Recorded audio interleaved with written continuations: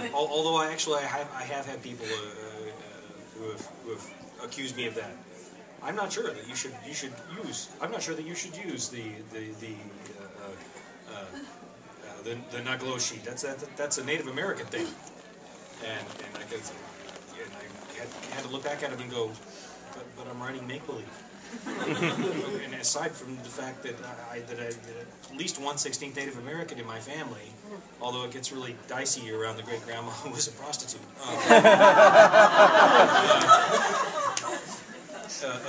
You know, so does that mean I can use it? Because that seems sort of silly. It doesn't really have any bearing. But political correctness is one of those things that I like. It makes a crunching sound as I go rolling.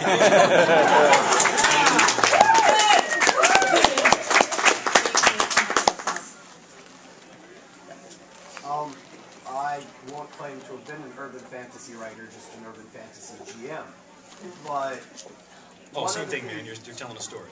One of the things that, I mean, yeah, it's an advantage to have all the cultures to draw on, but one of the drawbacks that you get in America looking at that sort of stuff is the lack of our own personal deep culture the way some other cultures do. I mean, Neil Gaiman kind of addressed that in American Gods. There's some really great urban fantasy out there. The Ear, the Eye, and the Arm, which is a juvenile fiction book set in Zimbabwe about warring spirits between different clans in Zimbabwe and the neighboring nation, and they're just really rich, just based on their own tradition. So it's just throwing that out there. Well, with the idea that we don't have our own, we don't have our own centuries and centuries and centuries old developed native to us folklore. Right. Yeah, so we've got the folklore appropriate. Oh, we take all the best stuff from everywhere else. It's called a melting pot. Like your salad bar. Yeah, like the language itself, really.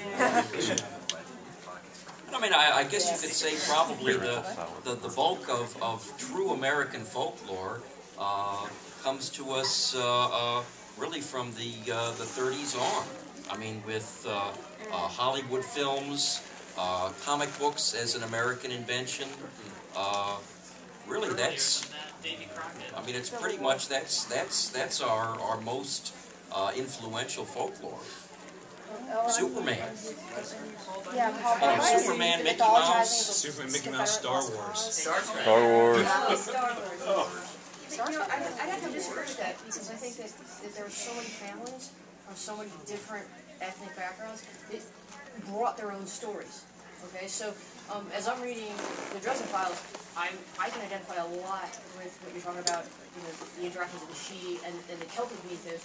But I've also read a lot of Greek mythos. I've read a lot of the Norse tales and some Native American. And so as it all comes together, I think that's the beauty of it, where different people from so many different ethnic backgrounds, so many different ways of life can read the same story, get a lot of similar things out of it, but then each one of them, it speaks to the individual person because that's where their family may have come from, or where their family by marriage has come from, or even just something they've sat down and read when they say, wow, I'm really interested in this, and then they pick it up there and say, wow, look how this one author brought these disparate pieces together and then made a very cohesive, something you mentioned before about making the cohesive whole out of it. And I think it doesn't really matter that we may not have, 800 years or 1,000 years or 2,000 years of history in America because we brought it all those different places that came with people that came here.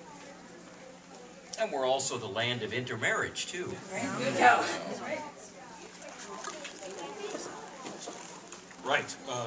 You with the squid on his head. Hey, a question related to DMing, actually.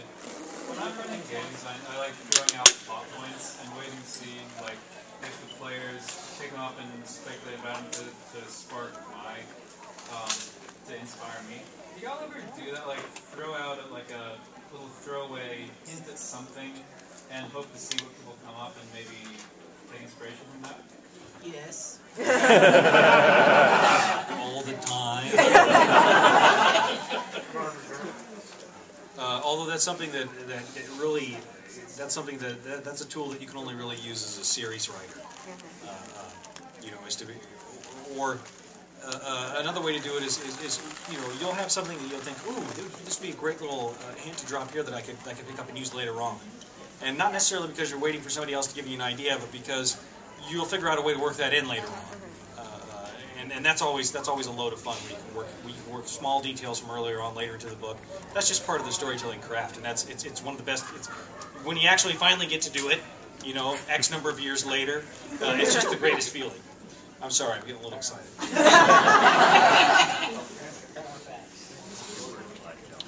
time for maybe 1 or 2 more questions. Okay, let's do the, About 5. Yeah, about 6 more minutes. Keep like television shows are series Bibles, so they know from one season to the next what's current, what information needs to be kept in mind. Do you keep anything like that for your series? Yeah, Priscilla.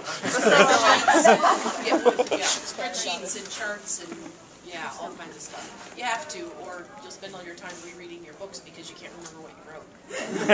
yes, there's a group of people who beta read my material for me, and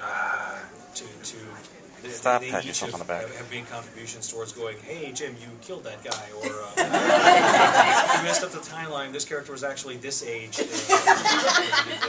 Yeah, Priscilla, Mistress of Continuity.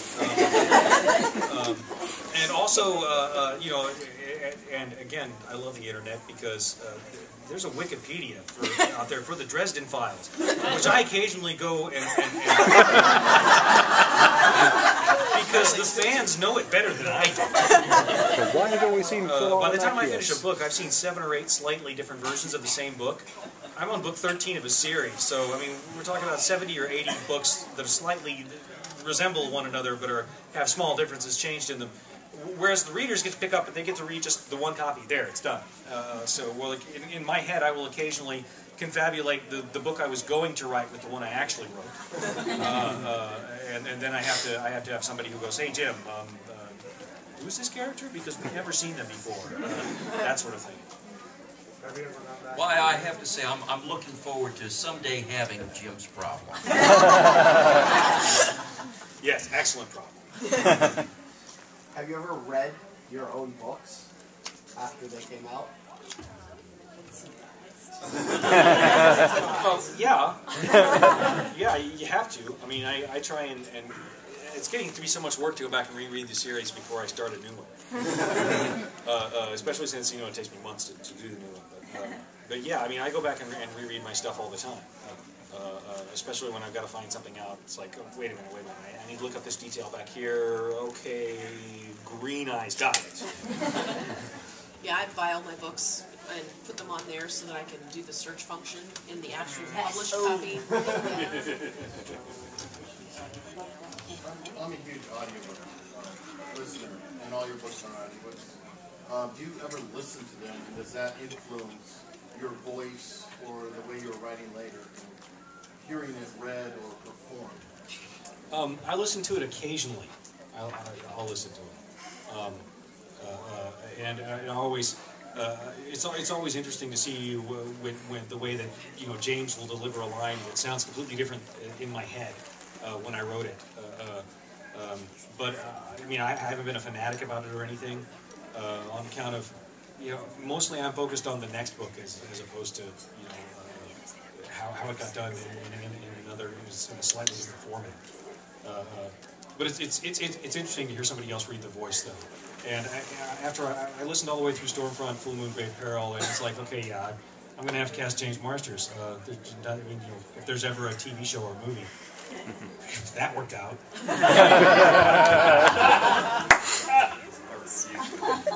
We should probably end this thing for the room out for the next thing. Okay.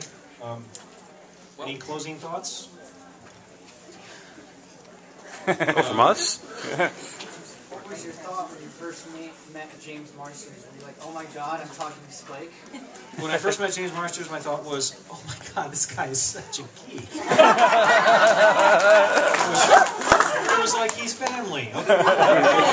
He made a Star Wars reference within 20 seconds of starting the conversation. You know he was thinking the same thing.